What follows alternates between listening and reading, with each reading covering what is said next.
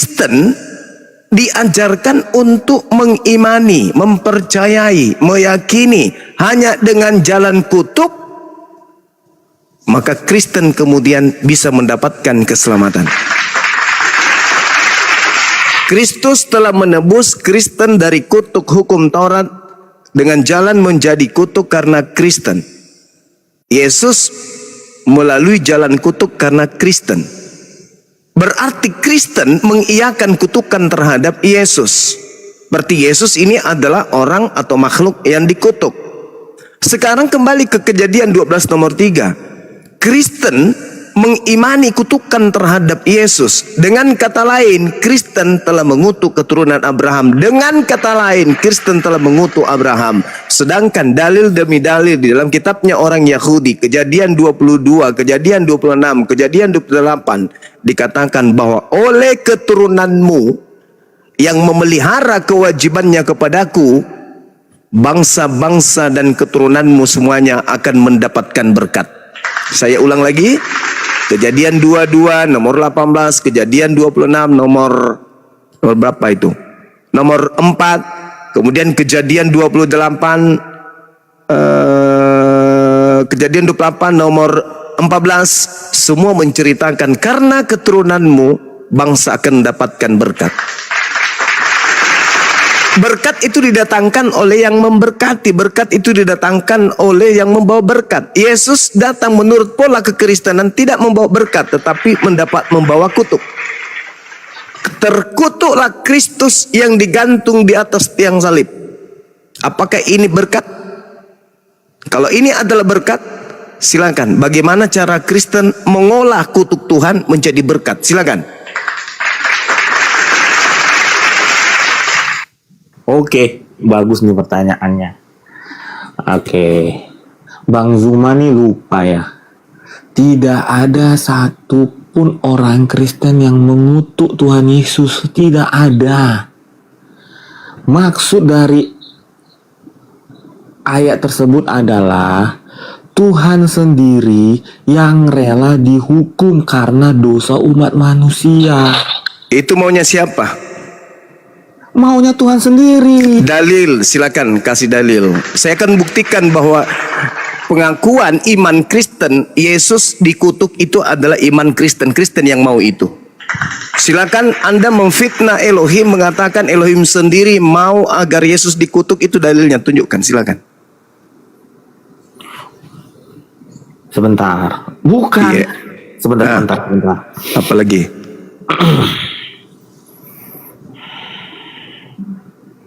Sebentar.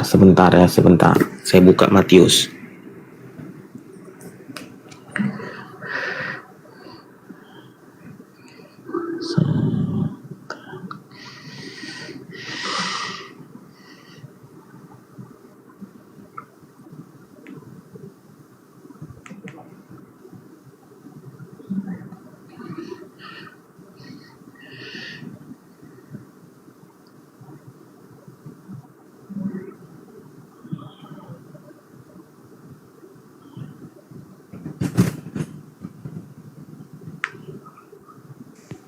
Kenapa nih diam?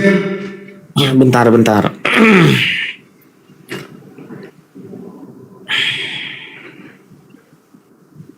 Lu mikirin apa sih, Pe? Buruan.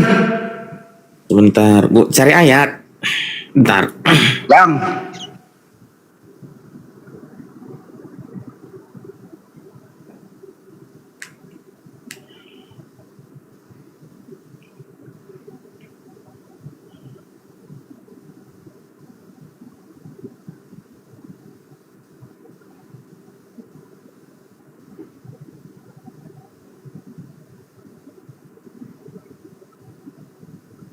Nyari apa tidur, Vi?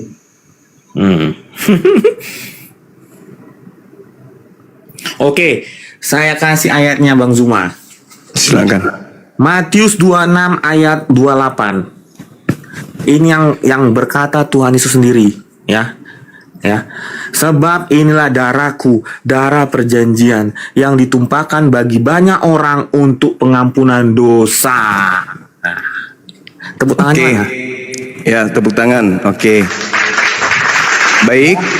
Oke, silakan. Sekarang Yesus membantai itu di dalam Yohanes 6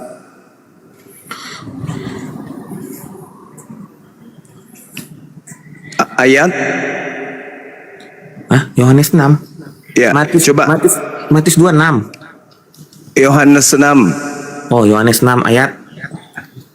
ayat 68. Yesus sendiri yang membantai itu. Yohanes 6 ayat 68. Aku bacain boleh? Iya, silakan. Jawab Simon Petrus kepadanya, Tuhan, kepada siapakah kami akan pergi? Perkataanmu adalah perkataan hidup yang kekal. Nah, perkataanmu adalah perkataan hidup yang kekal. Lihat di data nomor 63-nya. Apa perkataan hidup yang kekal itu? Rohlah yang memberi hidup. Daging sama sekali tidak berguna. Perkataan-perkataan yang kukatakan kepadamu adalah roh dan hidup. Yesus mengatakan Matius 26, nomor yang Anda sajikan itu Yesus sedang menguji. Yesus sedang menguji siapa di antara murid-muridnya yang benar-benar ingin makan dagingnya dan ingin minum darahnya. Artinya yang benar-benar ingin membunuhnya. Dia ingin tahu siapa di antara muridnya ini yang iblis. Karena kalau Anda melihat di dalam Wahyu 19 nomor 18, supaya kamu makan daging semua raja dan daging semua panglima dan daging semua pahlawan dan daging semua kuda dan daging semua penunggangnya dan daging semua orang baik yang merdeka maupun hamba, baik yang kecil maupun yang besar. Itu Yesus sedang ingin menguji siapa dari muridnya yang benar-benar sudah kerasukan setan, yang ingin minum darah dan ingin makan dagingnya. Sedangkan Yesus sebelumnya sudah mengatakan dengan sangat jelas di dalam Yohanes 6 nomor 63, rohlah yang memberi hidup, daging sama sekali tidak berguna. Saya ingin tahu sama saudara nih, yang digantung di atas tiang salib untuk nebus dosa kalian itu dagingnya atau rohnya?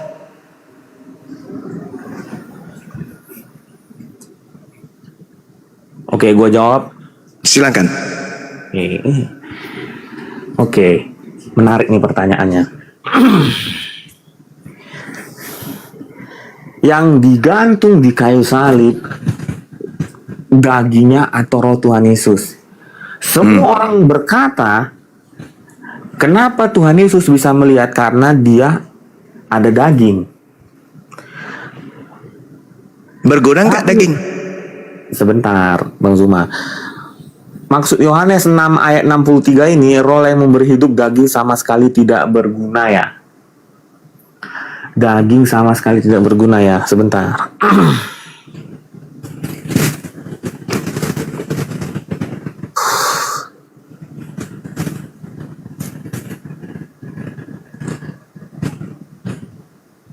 Oh, ini. Sebentar. Mana itu ya? Ayatnya mana ya? Sebentar.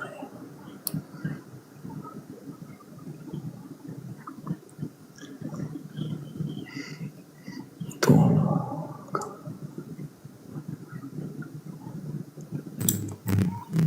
Lemot.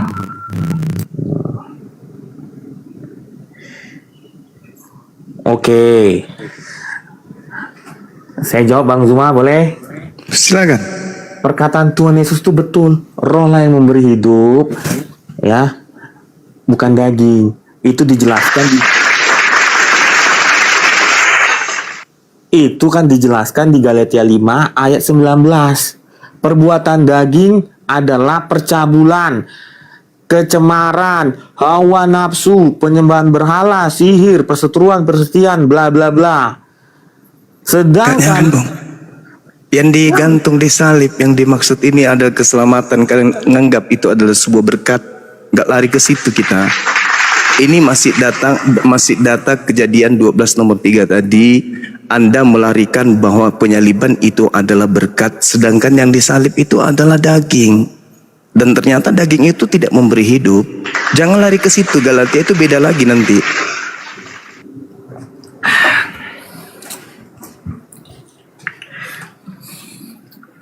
Oke, jadi Bang, oke, bentar. Bisa kok Bang, tutup pintu dari dalam, habis itu teriak sekencang-kencangnya, boleh kok. Silakan. Lampiaskan emosi luapanmu itu, teriak sekencang-kencangnya dalam rumah. Gak masalah. Gitu. Stres. Gak kayak gitu. Gak apa-apa pun. Agak. Namanya berdiskusi, semakin susah pertanyaan semakin menarik. Ya udah, silakan. Lanjutkan. Tadi sorry. Berapa Bang Zuma? Yohanes berapa? Yohanes 6 nomor 63. Yohanes 6 nomor 63.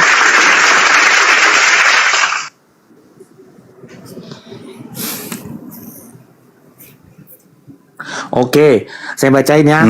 Iya. Berpengaruh sama Bang Zuma nih, aduh. Iya, Oke. silakan. Yohanes 6 ayat 63. Rohlah yang memberi hidup, daging sama sekali tidak berguna. Nah, perkataan-perkataan yang kukatakan kepadamu adalah roh dan hidup. Jadi yang dikatakan roh di sini adalah perkataan Tuhan Yesus. Selesai. Iya. Perkataan kan? Berarti Betul. bukan daging kan? Nah, sekarang yang menjadi korban di atas salib ini perkataan atau daging?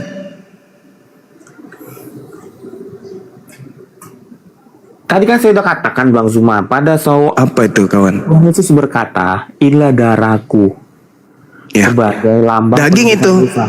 Daging itu daging. Itu uji coba Yesus itu. Perjamuan kudus, inilah darahku, inilah dagingku, inilah makanlah, minumlah. Ini ucapan menguji siapa yang terpengaruh iblis di antara muridnya. Gak ada ajaran dalam konsep Yudaism minum darah makan daging, itu gak ada. Dan tidak ada konsep Yudaism dalam hal ini Yesus menebus dosa menggunakan daging manusia, itu gak ada. Yang ada nebus dosa menggunakan daging kambing, daging sapi, daging domba. Apakah Anda ingin menyetarakan Yesus dengan binatang? Oke, gue jawab Bang Zuma. Oke, silakan. Kan tadi kita sepakat Bang Zuma, sepakat ya. Iya, sepakat. Perkataan kukatakan kepada mula roh, betul? Ya, Sewaktu perjamuan kudus yang ngomong siapa? Yesus. Artinya perkataan Yesus adalah roh, betul? Benar. Artinya darah dan daging yang dia korbankan adalah bentuk penebusan dosa. Karena Tidak ada saudara, ketika Yesus melakukan perjamuan kudus di situ, Yesus tidak sedang menumpahkan darahnya. Dia sedang menuangkan kemudian anggur, alkohol dari botol ke gelas. Dan ketika dia mengatakan dagingnya, dia sedang memotong-motong roti untuk dibagi-bagikan kepada muridnya. Bukan dagingnya. Itu hanya simbol saja untuk menguji siapa di antara muridnya yang setia dan yang ingkar. Coba Anda lihat khutbah Petrus setelahnya. Apa khutbah Petrus di dalam Kisah Para Rasul 2? Coba kamu berselancar ke sana, lihat apa yang diuraikan oleh Petrus sebagai orang yang melanjutkan tongkat estafet kemudian jemaat yang didirikan di atas batu karang. Apa kata Petrus? Karena itu ia telah melihat ke depan dan telah berbicara tentang kebangkitan Mesias. Dalam bahasa Yunani kata kebangkitan itu salah di situ. Anastemia itu artinya adalah kenaikan atau diangkat. Jadi tentang diangkatnya atau tentang kenaikan Mesias, ketika ia mengatakan bahwa dia tidak ditinggalkan di dalam dunia orang mati. Dia tidak ditinggalkan di dalam dunia orang mati. Alias apa? Yesus tidak mengalami kematian. Dan bahwa dagingnya tidak mengalami kebinasaan. Artinya apa? Yesus tidak mengalami maut. Yesus inilah yang dinaikkan oleh Allah, dan tentang hal itu kami semua muridnya adalah saksi. Dan sesudah ia ditinggikan oleh tangan kanan Allah, ditinggikan berarti diangkat oleh malaikat, tangan kanan Allah, bukan dinaikkan oleh tentara Romawi. Dinaikkan oleh tangan kanan Allah, dia menerima Roh Kudus yang dijanjikan itu, maka dicurahkannya apa yang kamu lihat dan kamu dengar di sini. Sebab bukan Daud yang naik ke langit, ke surga.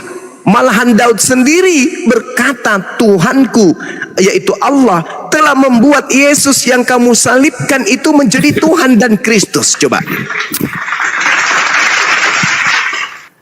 Apa yang kamu lihat, apa yang kamu dengar, yaitu Yesus ditinggikan oleh tangan kanan Elohim. Maka kata Petrus, Daud sendiri yang menubuatkan bahwa Kristus yang kamu salibkan itu, artinya orang lain yang kau salibkan itu, oleh Elohim telah membuatnya menjadi Tuhan dan Kristus untuk kalian. Ketika mereka mendengar hal itu, hati mereka sangat terharu. Lalu mereka bertanya kepada Petrus dan rasul-rasul yang lain, apakah yang harus kami perbuat, saudara-saudara? Apa jawab Petrus kepada mereka?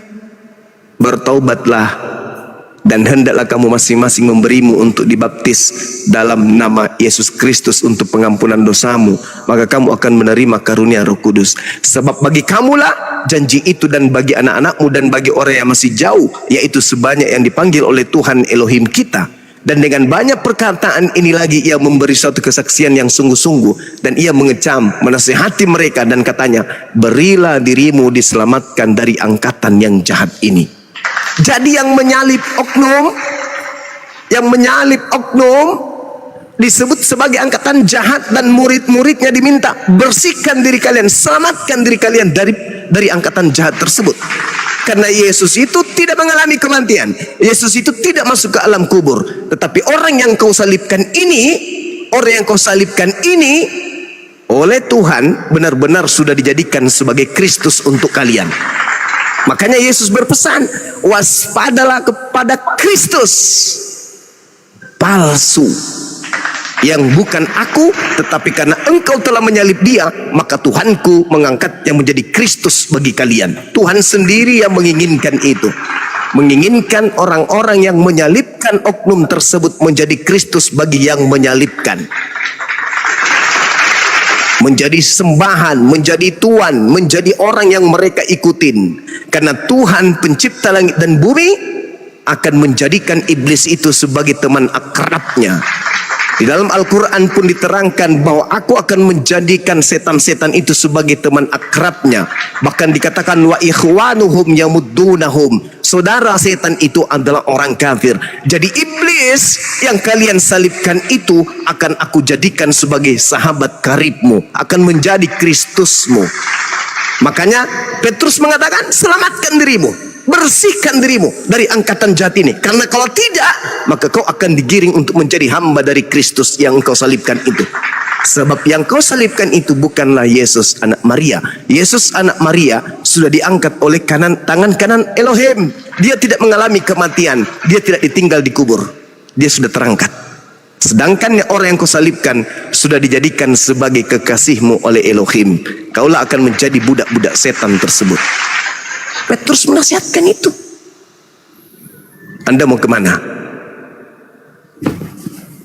Oke, gue jawab. Silakan. Jadi kalau kita bicara yang Bang Zuma tadi katakan, makanya saya selalu katakan gini, Bang Zuma. Saya selalu katakan seperti ini. Kalau agama manusia mencari Tuhan, ya. Kalau Kristen Tuhan mencari manusia. Itu dulu kita garis bawahi. Bang Zuma percaya Tuhan Yesus datang ke bumi. Artinya apa? Bang Zuma percaya bahwa Tuhan mencintai umatnya dengan datang langsung sendiri. Clear dulu satu di sini. Maksud lo Tuhan datang ke bumi gitu? Tadi kan Bang Zuma percaya Tuhan Yesus datang. Sekarang begini. Sebentar Bang Zuma, kan abang nggak saya potong. Ya, tadi kan Bang Zuma percaya Tuhan Yesus datang, tapi Tuhan Yesus tidak disalib, betul? Bukan Tuhan bagi saya, manusia yang datang. Karena Tuhan tidak mungkin turun jadi bayi. Sekarang begini aja deh, saudara.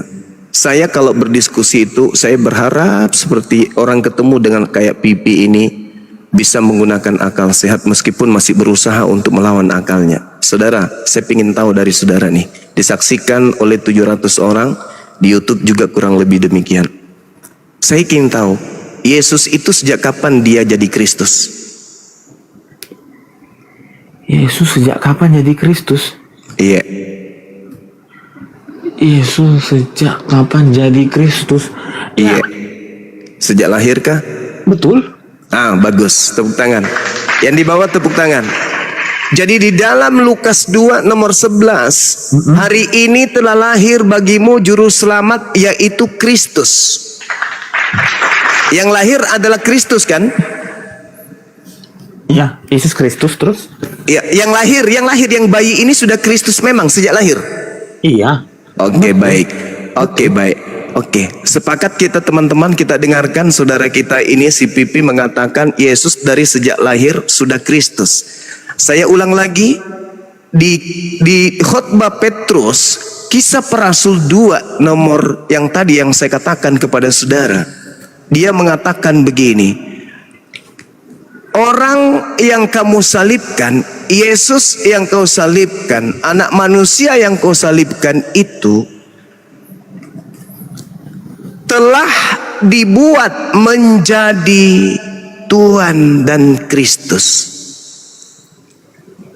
Apa ini maksudnya?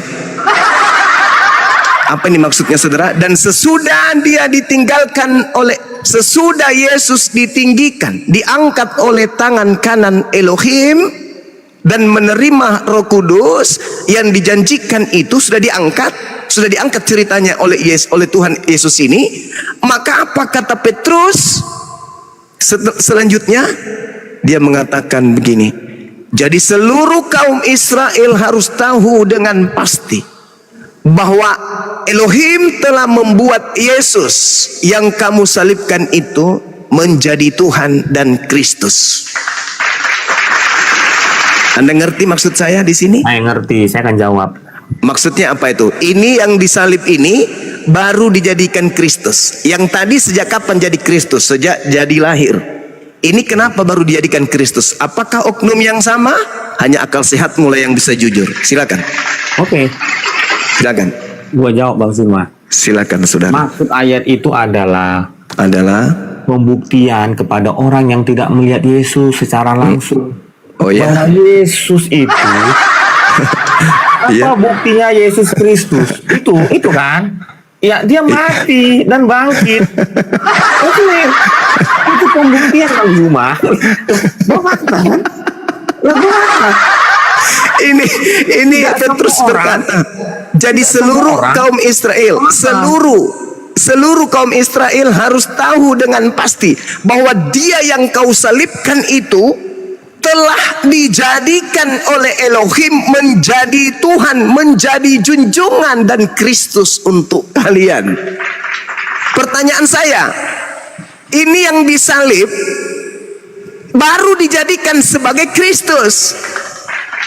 Untuk siapa? Untuk penyalib. Sehingga Petrus mengatakan, segeralah berilah dirimu cepat untuk diselamatkan dari angkatan jahat ini. Keluar dari konsep itu, keluar dari kelompok orang-orang yang ingin menyalibkan oknum tersebut. Karena Tuhan Maha Tinggi menjadikan korban yang kalian salibkan itu menjadi junjungan, menjadi Tuhan dan Kristus untuk kalian. Maksudnya, kalian yang telah menyalibkan oknum tersebut telah dihukum Tuhan dengan cara Tuhan menjadikan dia sebagai Tuhanmu. Sedangkan Yesus itu, Kristus asli itu, sudah Kristus dari sejak dia dilahirkan. Sedangkan yang disalib ini nanti disalib baru dia menjadi Kristus. Apa penguatnya Bang? Baca Roma 14 nomor 9. Untuk itulah Kristus disalib agar dia mati, agar dia dibangkitkan untuk menjadi Tuhan bagi Aliteng. Jangan jauh-jauh dulu, jangan jauh-jauh berpikirnya mau lari. Jangan, di sini aja dulu. Jadi Kristus itu sudah Kristus dari sejak lahir. Sedangkan yang disalib itu nanti menjadi Kristus setelah disalib oleh orang-orang kafir. Sehingga Allah menghukum mereka menjadikan korban salib itu sebagai sembahan mereka sendiri, upah dari perbuatan mereka. Makanya Allah mengatakan apa? Wa kaulihim, aku hukum mereka dengan karena ucapan mereka yang berkata bahwa yang disalib itu adalah Nabiku Isa alaihissalam. Aku hukum. Apa hukumannya? Mereka menjadikan yang disalib itu sebagai sembahan dan Kristus. Inilah yang terjadi. Maka Petrus mengatakan, berilah dirimu segera diselamatkan dari angkatan jahat ini. Jangan mau ikut terlibat dalam penyaliban. Sedangkan Anda menjadikan salib ini adalah berkat. Dengan kata lain, Elohim menjadikan Anda menjadi hamba dari Kristus yang adalah sibilisisis. Silakan. Bantu diri Anda untuk memahami, silakan. Gue jawab Bang Zuma. Di Lukas yang ngomong itu malaikat. Karena malaikat melihat langsung siapa Tuhan Yesus. Karena sama-sama berasal dari surga. Betul? Perkataan Paulus di Roma 14 ayat 9, Paulus ingin mengatakan bahwa bukti bahwa Yesus Tuhan, dia mati untuk menembus dosa kita. Iya, Selesai. itu Tuhan. Kan Tuhan yang menginginkan dia menjadi Tuhanmu. Karena kamu percaya kepada penyaliban. Tuhan sendiri, loh, dalilnya ada loh. Khotbah Petrus, orang Israel harus tahu dengan pasti bahwa Allah telah membuat Yesus yang kau salibkan itu menjadi Tuhan dan Kristus. Untuk siapa? Untuk angkatan jahat. Silakan ada Tuhan kan. Nah, Tuhan memang sengaja kok menjadikan dia sebagai Tuhanmu kok. Al-Quran juga mengatakan itu.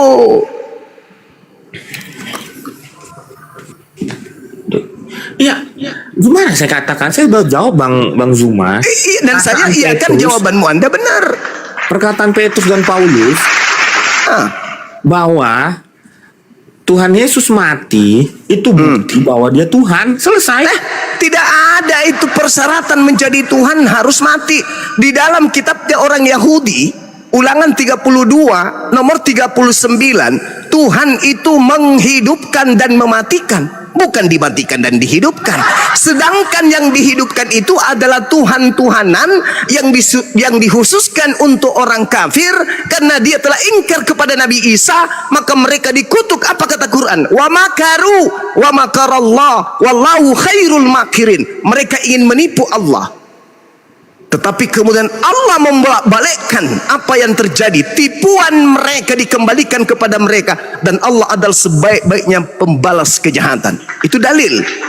Oleh karena mereka angkatan jahat menginginkan kematian terhadap Yesus, menginginkan kemudian Yesus ini menjadi korban, maka dengan kata mereka memaksakan yang dibunuh itu adalah Yesus, maka Allah palingkan. Oke, aku jadikan yang kau salib itu menjadi Tuhan dan Kristus bagi kalian. Petrus kemudian teriak, wahai saudara-saudaraku, dengarkanlah, berilah dirimu diselamatkan dari angkatan yang jahat ini. Karena Yesus yang asli, yang sudah Kristus dari sejak lahir, dia tidak dimasukkan, ditinggalkan di dalam dunia orang mati, dan jasadnya tidak mengalami kebinasaan, tidak mengalami maut.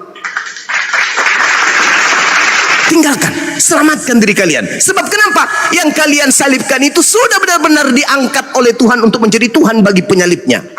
Diangkat menjadi Kristus, diangkat menjadi Tuhan, menjadi junjungan, menjadi penopang, teladan hidup orang-orang yang sudah mengatakan Nabi Isa atau Yesus itu mati. Anda tahu, salib itu kutuk bagi Elohim. Barang siapa yang percaya salib, maka dia akan diarahkan untuk menyembah kepada korban yang ada di atas tiang salib. Itu Tuhan yang mengatakan, Al-Quran yang mengatakan, dan khotbah Petrus pun mengatakan itu. Bahkan Paulus mengatakan apa dalam 1 Korintus 1 nomor 21 dalam khotbahnya? Penyaliban itu adalah batu sandungan bagi Bani Israel, dan penyaliban itu adalah kebodohan bagi orang non-Yahudi. Bodoh, karena sudah ada dalil yang menerangkan itu, bahwa ternyata yang disembah oleh orang Kristen adalah manusia yang dikutuk oleh Elohim, yang dilantik oleh Tuhan untuk menjadi junjungan bagi Bani Israel. Ingat Bung, di dalam Keluaran 7 nomor 1, Tuhan mengangkat Musa menjadi Tuhan. Saya ulang lagi, di dalam Keluaran 7 nomor 1, Tuhan mengangkat kemudian Musa menjadi Tuhan bagi Fir'aun. Sekarang Tuhan menjadikan iblis menjadi Tuhan bagi orang Kristen. wa qaulihim inna qatalnal masiha Isa ibn Maryam. Itu kata Allah. Karena ucapan mereka telah membunuh nabiku, ucapan mereka telah membunuh rasulku yang aku cintai, maka aku jadikan yang dibunuh itu menjadi Tuhan baginya. Ini data, Bung, ini dalil. Ada apa Tuhan mengatakan, aku akan melantik engkau wahai Musa untuk menjadi ilah, untuk menjadi Elohim bagi Fir'aun. Apakah itu betul? Apakah benar keselamatan adalah menuhankan Musa? Tidak. Tetapi karena kutuk kepada Fir'aun, maka Fir'aun dijadikan hamba bagi Musa alaihi salam. Maka kutuk bagi Kristen, maka Elohim menjadikan salib atau korban yang ada di atas salib itu adalah Tuhan bagi mereka yang percaya kepada penyaliban. Makanya tema kita, salib itu kutuk atau berkat.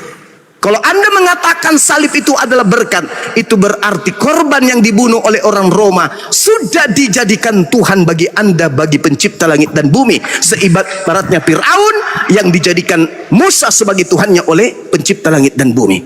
Selamat datang dalam kebenaran. Anda ingin hidup sebagai penyembah kepada manusia yang dikutuk oleh Elohim, atau Anda ingin meninggalkan itu? Kata Petrus, berilah segera dirimu untuk diselamatkan dari angkatan yang jahat ini. Memang ada yang dilahirkan Maria itu sejak lahir Kristus. Itu ya. Terus ada juga Kristus nanti ada setelah penyaliban. Di sini ada dua Kristus. Satu Kristus anaknya Maria, satu Kristus yang disalib menjadi Tuhan. Jadi yang kau tuhankan itu bukan anak Maria, tapi Kristus yang lain yang lu jadiin Tuhan. Lu paham gak sampai sini tadi? Iya, gue mau bantah. Jadi saya bisa buktikan bahwa yang disalib itu anak Maria. Salah satu buktinya pada saat Yesus ditangkap di Getsemani, Yesus menyembuhkan kuping. Saya potong dulu, Pi. Saya potong izin. Yesus. Kalau itu anaknya Maria, Pi, kenapa dijadiin Kristus lagi? Kan udah jadi Kristus dia. Iya, gua buktikan bahwa Yesus yang disalib itu Yesus yang benar yang kami sembah. Saya kasih bukti gini. Sewaktu Tuhan Yesus di Taman Getsemani, Yesus menyembuhkan kuping yang dipotong oleh murid Tuhan Yesus. Itu bukti satu. Pi, mundur lagi ya. Itu bukti satu. Jadi mundur lagi ya, Pi. sama orangnya, bukan dua orang yang berbeda. Gua bantah di situ. Pi, yang dilahirkan Maria itu kan sejak lahir udah Kristus belum? Betul. Udah Kristus. Yang mati yang bangkit itu menjadi Kristus siapa itu? Yang saya katakan tadi, perkataan Petrus, dengar baik-baik Bang. Perkataan Petrus sama perkataan Paulus itu bahwa dengan kematian Tuhan Yesus itu membuktikan bahwa dia Tuhan. Kan gitu jawaban saya ke Juma. Lagi ya. Bisa nggak bisa nggak orang sudah menjadi dengerin Pi. Bisa nggak ini Yesus sudah menjadi Kristus terus dilantik lagi menjadi Kristus? Bagaimana kira masuk akal nggak? Bang, saya ulangi katakan lagi ya, perkataan Paulus di Roma tadi sama perkataan Petrus itu mereka ingin mengatakan bahwa Tuhan Yesus itu memang Tuhan, buktinya dia mati di kayu salib. Itu pembuktian bahwa Yesus Kristus. Ngerti nggak? Kalau di Lukas 2 ayat 11, malaikat yang ngomong karena malaikat dan Tuhan Yesus sama-sama dari surga. Saya mundurin lagi, Pi. Saya mundurin bahasa Indonesia lo ini ya. Pertanyaannya, orang-orang yang tidak mengenal Yesus tahu dari mana Yesus? Dengerin dulu, Pi. Jangan terlalu Makanya jauh. Petrus dan Paulus Ini barang sederhana, Pi. Ya, Barang selesai. sederhana. Dengerin lagi nih. Yesus itu sejak lahir udah Kristus atau belum Kristus dia? Betul, sejak lahir. Sudah Kristus ya. Baik. Terus kemudian yang dilantik menjadi Kristus itu yang habis disalib siapa? Siapa yang lantik dia? Ya kan di situ tertulis, ia mati dan hidup kembali menjadi Kristus. Pertanyaannya, yang mati menjadi Kristus siapa? Kan udah saya katakan itu. Lu kok nggak mau? Kamu kok nggak mau kooperatif? Dengerin, Yesus ini sejak ada di muka bumi udah Kristus dia. Kagak mungkin orang Kristus yang sudah Kristus ini dilantik menjadi Kristus lagi. Orang yang dilantik menjadi Kristus belum jadi Kristus. Kita deal tadi sama Bang Juma, Anda juga ada deal. Yesus sejak lahir udah Kristus. Pertanyaannya adalah, ini yang mati terkutuk di tiang salib dihidupkan kembali menjadi Kristus, itu siapa, Vi? Silakan. Satu nama Tuhan Yesus, satu nama. Bagaimana mungkin dia dilantik jadi Kristus? Sudah jadi Kristus dia. Bang Nakal dikit apa? Bang Hendi ini, Bang Zuma nyambung perkataan saya tadi. Saya ulangin ya. Nyambung Maksudnya Paulus sama Petrus ngomong demikian ingin membuktikan dengan kematian Yesus bahwa Yesus adalah Kristus. Begini aja pertanyaan terakhir.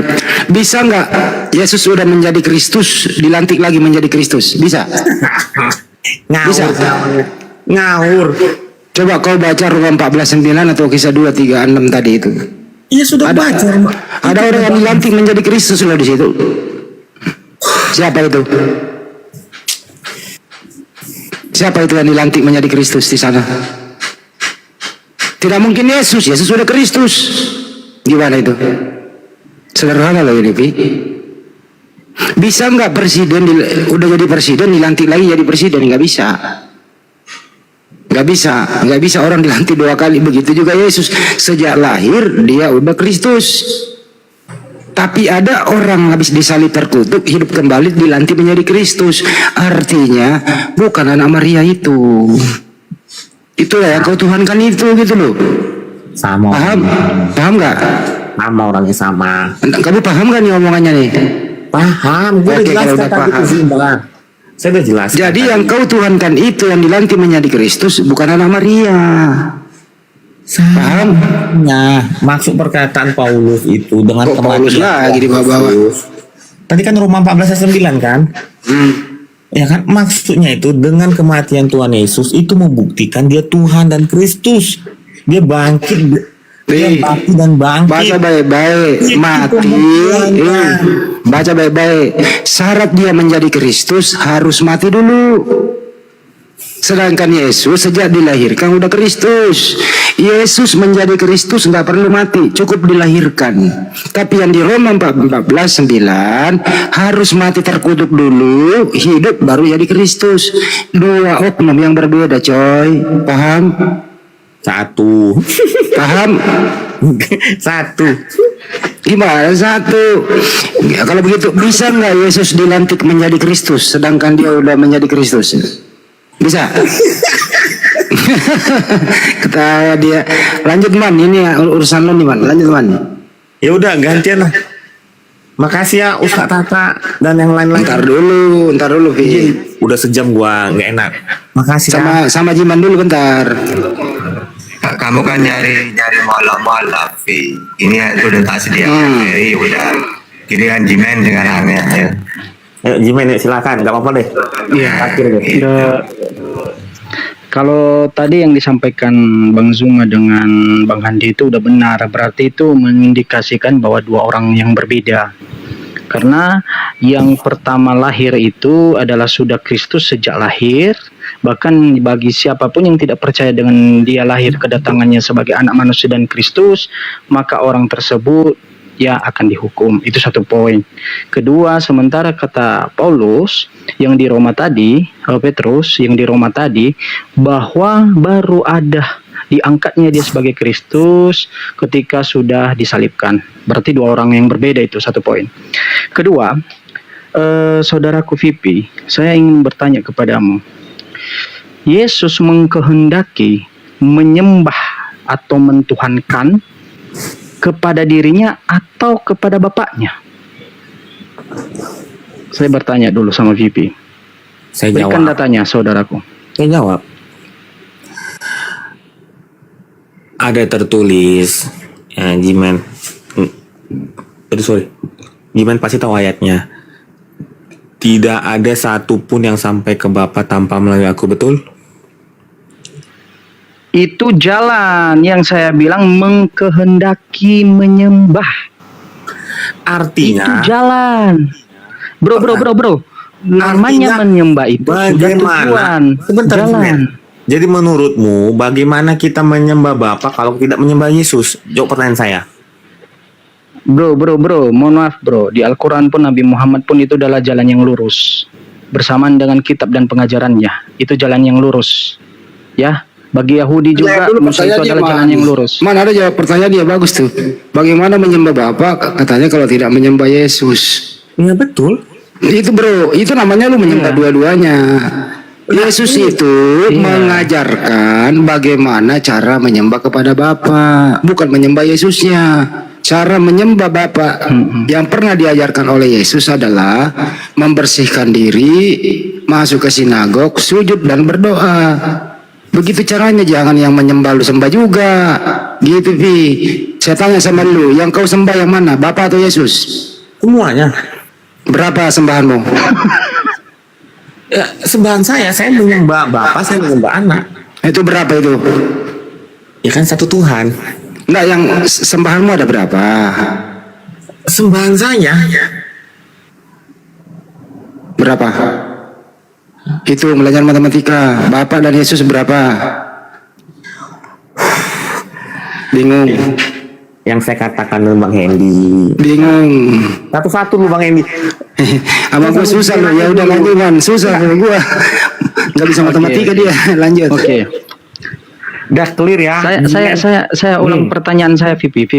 Saya ulang pertanyaan saya. Analisa baik-baik. Di mana Yesus mengajarkan, mengkehendaki, menyembah dirinya, atau malah sebaliknya menyembah Bapaknya? Ada tertulis Jimen. Saya ulangin ya. Kita fokus yang kau tanya ya. Ada tertulis. Kau percaya nggak dengan kata ini? Tidak ada satupun sampai ke Bapa tanpa melalui aku, betul? Bro, itu jalan. Saya katakan menyembah. Iya. Menyembah. Ngerti nggak konotasi menyembah? Pertanyaan saya, bagaimana saya menyembah Bapa kalau saya tidak menyembah Yesus? Clear. Oke, saudaraku, saya jawab langsung ya. Ini pengajaran Yesus dan perkataan Yesus. Ya, seperti ini. Di Yohanes 4 ya ayat 21, kata Yesus, "Percayalah kepadaku hai perempuan, saatnya akan tiba bahwa kamu akan menyembah Bapa bukan di gunung dan bukan juga di Yerusalem." Berhenti di situ. Ya, kita harus mengerti bahwa penyembahan itu bukan di Yerusalem atau di gunung. Jadi kalau ada orang Kristen mengatakan bahwa Yerusalem adalah kota suci dan tempat penyembahan, itu sudah batal karena Yesus yang membantah. Kedua, kamu menyembah apa yang tidak kamu kenal, kata Yesus. Kami menyembah, kata Yesus, kami menyembah apa yang kami kenal, sebab keselamatan dari bangsa Yahudi. Ya, tetapi saatnya akan datang dan sudah tiba sekarang bahwa penyembah-penyembah benar akan menyembah Bapa dalam roh dan kebenaran. Sebab Bapa menghendaki penyembahan demikian. Ya, itu kata Yesus. Ada dua, kita ambil premis poin. Satu, Yesus ingin kita menyembah dalam roh, bukan dalam suatu daging. Yesus adalah daging berdarah, dipotong nonotnya ketika kecil, makan ikan goreng, makan roti, itu daging. Jadi kalau siapapun yang menyembah dalam kedagingan, itu bukan penyembah yang benar. Sebab kata Yesus, penyembah yang benar itu adalah menyembah dalam roh. Dan yang dikehendaki Bapa dan yang dikehendaki Yesus menyembah dalam roh. Ya, sebab Bapa menghendaki penyembah-penyembah demikian. Bapa itu roh dan barang siapa menyembah dia harus menyembah dalam roh dan kebenaran. Itu dua poin pengajaran Yesus menunjukkan bahwa menyembah itu harus kepada Bapaknya. Bapaknya itu tidak berdaging, tidak bertulang, tidak berdarah, tidak dimakan ikan goreng, roti seperti Yesus. Yesus sendiri menyembah Bapaknya. Di ayat mana dia menyembah? Katanya di ayat 22, kamu menyembah apa yang tidak kamu kenal, perempuan Samaria. Tetapi kami menyembah apa yang kami kenal. Kami di situ Yesus termasuk. Sekarang saya mintakan data soal menyembah. Di mana pengajaran Yesus menyatakan kau juga harus menyembah aku. Kalau tadi yang saya sampaikan menyembah kepada Bapa Yesus menghendaki menyembah kepada Bapa yang berupa roh yang tidak berdaging, begitu juga Bapa menghendaki penyembah-penyembah yang benar. Jadi kalau penyembah yang salah itu menyembah dalam daging. Yesus itu dalam daging. Silakan dijawab, akhi. Oke, gua jawab ya. Yang pertama nih, ayat yang Zuma aku pakai lagi nih, ayat dari Zuma nih. Yohanes 6 ayat 63. Ya, tadi kau mempertanyakan tentang daging dan roh. Gue jawab, rohlah yang memberi hidup, daging sama sekali tidak berguna. Perkataan-perkataan yang kukatakan kepadamu adalah roh dan hidup. Jadi jelas ya, yang dikatakan Tuhan Yesus adalah roh dan hidup. Clear di situ. Makanya kami percaya Tuhan Yesus sebagai juru selamat. Satu. Gantian Zuma. Saudara, Gantian. Yohanes berapa, saudara? Yohanes berapa? 6 ayat 63. Nah, silakan. Sudah Baca tadi. ulang. Saya baca ulang ya. Nih, Yohanes 6 ayat 63. Rohlah yang memberi hidup. Daging sama sekali tidak berguna. Perkataan-perkataan kukatakan kepadamu adalah roh dan hidup. Ya, perkataan-perkataan kuku itu siapa? Tuhan Yesus. Clear ya. Satu. Sebentar. Yang kedua, pertanyaannya bagus. Aku senang. Bagus banget pertanyaannya. Di mana Tuhan Yesus suruh menyembah? Pertanyaan saya, ntar nih Yohan, ini ayat kesalat, ini ayat kesukaan aku nih. Nih. Nih, ini ayat kesukaan aku dan tidak bosan aku pakai lagi. Jimen, buka Yohanes 3 ayat 18. Ya. Barang siapa Barang siapa percaya kepadanya, ia tidak akan dihukum.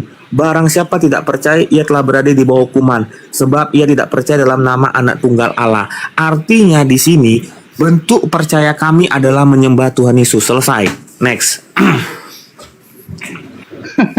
Oke, saudaraku. Pertama tadi kau membawa Yohanes 6 ayat 63. Ya. Rohlah yang memberi hidup, daging sama sekali tidak berguna. Ya. Ingat ya, roh yang memberi hidup dan daging itu tidak sama sekali tidak berguna. Sesuai dengan pernyataan Yesus di Yohanes 4. Ya, Jangan dipotong. menyembah harus kepada roh. Diam dulu, harus menyembah kepada roh. Karena roh yang memberi hidup. Siapa roh itu? Bapaknya. Dirinya tidak bisa berbuat apa-apa. Dirinya tidak bisa melakukan apa-apa. Justru dia menyatakan di 63 yang ayat yang Anda sampaikan, mengkukuhkan pernyataan Yesus di Yohanes 4. Bahwa penyembah-penyembah yang benar itu menyembah dalam roh, bukan dalam daging. Anda paham gak? Tidak. Bahkan dia menambahkan, daging sama sekali tidak berguna. Perkataan-perkataan yang kau katakan kepadamu adalah roh dan hidup. Berarti perkataan-perkataan yang disampaikan oleh Yesus itu perkataan Bapaknya yang disampaikan oleh Bapaknya. Lanjut. Yohanes 3. Anda menyatakan bahwa barang siapa yang tidak percaya, itu soal pengajaran. Kau harus mengerti, harus memahami bahwa yang disampaikan Yesus itu adalah firman yang disampaikan oleh Bapaknya kepada Yesus. Pengajaran Yesus itu adalah untuk menyembah siapa? Kau harus percaya. Kalau seperti itu di Yohanes 3 kau membaca itu, otomatis kau harus balik ke Yohanes 4. Kata Yesus, kau harus menyembah dalam roh, bukan kepada dirinya. Sekarang kenapa kau menyembah dirinya? Berarti Anda bukan penyembah-penyembah yang benar sesuai yang disampaikan oleh Yesus, sesuai yang diajarkan oleh Yesus. Itu dia saudara-saudaraku. Memang berat sekali. Ya. Dijawab Pipi, saya minta data. Yesus menyatakan dengan data yang Anda bawa ini justru mengkukuhkan pernyataan Yesus di mana? Di Yohanes 4 yang katanya kami menyembah apa yang tidak kamu kenal, hai manusia. Kami, kata kami di situ termasuk Yesus. Kalau kita menyatakan sekarang kami, termasuk kita semua di dalam ini. Berarti Yesus punya penyembahan, Yesus punya Tuhan. Lalu kata Yesus lagi di ayat selanjutnya, Ya, tetapi saatnya akan datang dan sudah tiba sekarang bahwa penyembah-penyembah benar akan menyembah Bapa dalam roh dan kebenaran. Sebab Bapa, berarti ini kehendak Bapa, kata Yesus, menghendaki penyembah-penyembah demikian. Bapa itu roh, dan barang siapa menyembah dia harus menyembah dalam roh dan kebenaran. Begitu diulang-ulang Yesus soal pengajarannya. Jadi kalau kau membawa ayat Yohanes 6 tadi, ya, Yohanes 3 tadi, barang siapa yang percaya kepadanya, ya kalau kau memang percaya kepadanya, harus percaya bahwa menyembah harus kepada Bapa yang berupa roh yang tidak bernonot, tidak berdaging. Jangan menyembah kepada dirinya. Begitu dia VP. Ya, anak SD akan ketika disodorkan kalimat tersebut, dia akan mengerti bahwa menyembah harus dalam roh. Papa, roh itu berdaging atau tidak? Papa, roh itu makan ikan goreng atau tidak? Jadi bedakan roh dan daging. Bahkan Anda mengkukuhkan di Yohanes 6 ayat 63 tadi, bahwa daging itu tidak ada gunanya. Yesus itu daging. Tidak ada gunanya. Jadi Anda mengikat leher Anda sendiri dengan data yang kau sampaikan kepada saya. Ayo saudara-saudaraku, ayo kita buka mata, kita pakai logika. Silakan bantah dengan data juga. Oke. Jimen, tolong baca ayat sampai habis. Di Matius 6 ayat 63 jelas, perkataan-perkataanku adalah roh. Apa kata Yesus? Inilah darahku sebagai tanda perjanjian penghapusan dosa. Ya, yang ngomong itu Tuhan Yesus, makanya kami percaya. Kalau yang ngomong Jimen, gua nggak percaya. Itu bedanya. Perkataan-perkataanku adalah roh. Clear ya? Satu. Yang kedua Jimen, ya, Yohanes 3 ayat 18 itu ayat kesukaan gua, ini serius. Baca sampai habis lagi. Jangan dipotong-potong. Percaya sebagai anak tunggal Allah. Pertanyaan gua, apa bentuk percaya gua sama Tuhan Yesus? Ya dengan penyembahan. Gimana apa buktinya gua percaya Tuhan Yesus kalau gua tidak menyembah dia? Selesai. Itu ayat semua yang saya kasih. Bukan asal comot. Makanya saya katakan Jimen, baca ayat itu sampai akhir. Jelas dikatakan, ya, tidak dihukum Jimen, tidak dihukum kalau engkau percaya Yesus anak tunggal Allah. Artinya apa? Tidak dihukum, masuk surga, clear and clean. Bukan Sudah saudaraku? Sudah, Vipi? Makin ngaco jawabannya. Assalamualaikum warahmatullahi wabarakatuh. Waalaikumsalam warahmatullahi wabarakatuh. Vipi monitor. Lagi cari-cari ayat dia, cocologi lagi. Hilang habis tuh. Akan betul kan hilang. Kan saya sudah katakan hilang. Saya sudah katakan hilang. Ya. Karena saya mau jawab. Ya, Vipi naik lagi saudaraku. Naik lagi. Ya. Lagu lama cara-cara itu Vipi. Ya, tiba-tiba ngopi menghilang, lagu lama itu. Itu lagu yang saya mainkan dulu itu. Ya. Kalau Anda menyatakan bahwa Yesus itu adalah roh, yang disampaikan Yesus itu adalah roh, memang betul. Yang disampaikan Yesus itu adalah roh. Karena Yohanes 3 ayat 34, ya, Bapa itu memberikan roh kepada Yesus, roh Allah, dan Yesus menerimanya, lalu Yesus menyampaikannya. Ayo Vipi naik lagi. Saya pengen Anda naik. Saya pertanyaan saya sampai saat ini belum terjawab. Di mana Yesus mengkehendaki bahwa dia harus menyembah pada dirinya yang berupa daging. Tetapi yang saya dapat sebaliknya, Yesus dan Bapa menghendaki menyembah dalam roh atau Bapa itu sendiri.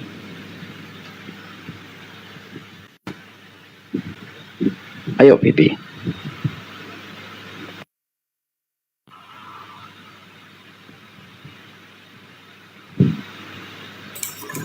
Naik kanan gimana? Cari. Iya, suaranya itu Ustaz Tata. Suaranya siapa? Suaranya Ustaz Tata kayak apa ya, doubling begitu.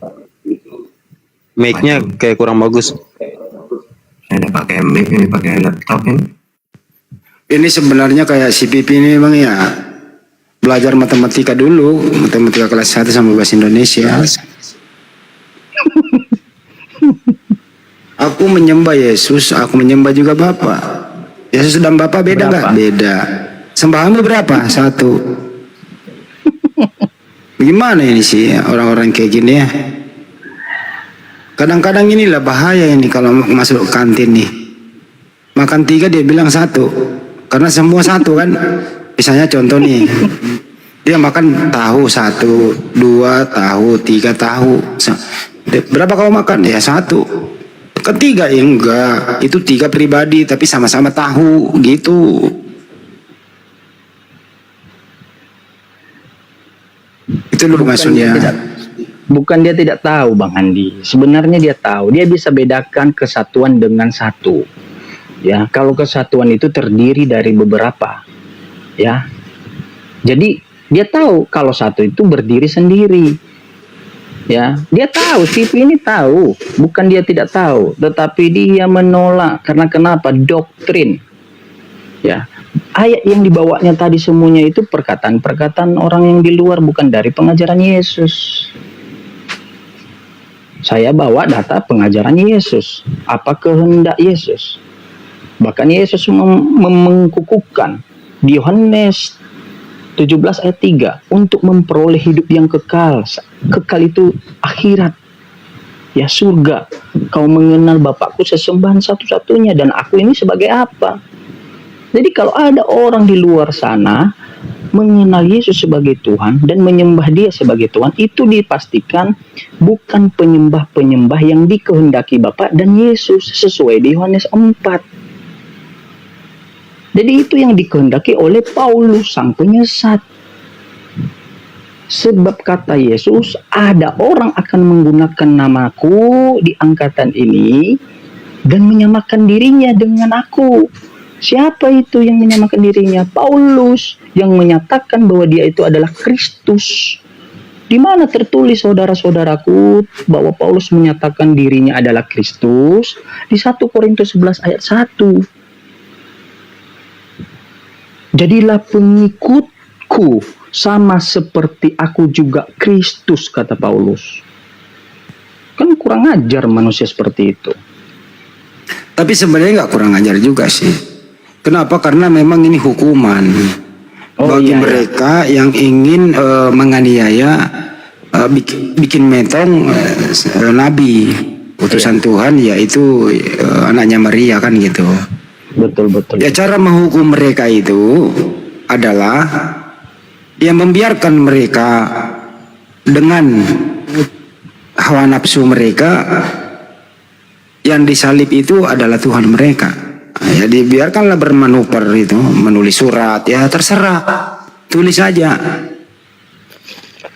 bahwa yang kau tuhankan itu adalah bukan yang sang pencipta, tapi kau buat Tuhan baru gitu. Anehnya lagi bukan Nana Maria itu. Tadi kan udah jelas. Ini topik baru loh, bagus tadi. Apa namanya? Ilmu yang kita dapat dari Bang Juma mengenai Lukas 2:11 itu. Pertanyaan sederhana diakui pula dari awal.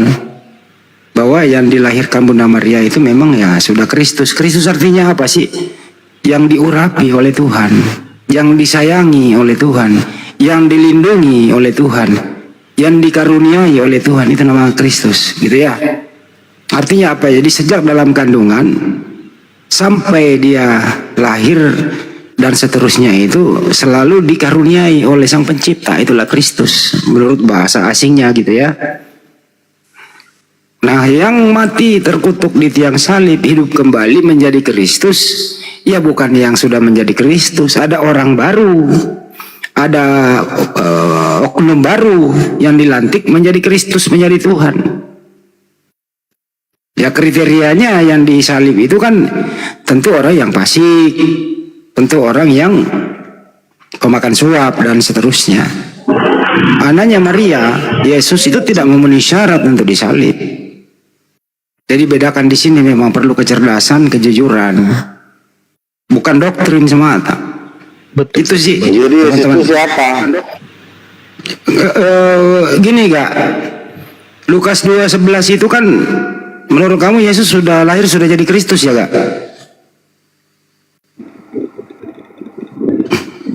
Enggak. Ya, sudah jadi Iya. Kristus. Terus yang mati di tiang salib, diangkat Kristus menjadi itu anak Kristus. tunggal Allah, anak kandung Allah. Ntar dulu ya Kak. Yang Anak mati enggak, yang mati di tiang salib Allah atau anaknya, Bab. Orang enggak denger kita ini signalnya Luga orang ini. tuanya lu tahu nggak siapa orang tuanya Yesus? Kalau Luga enggak bisa dilawan. Ada Roh Kudusnya dia. Anak tuh. Signalnya dia nggak nyambung dia. Lu signal lu dari dulu gini Kak, nggak nyambung ya?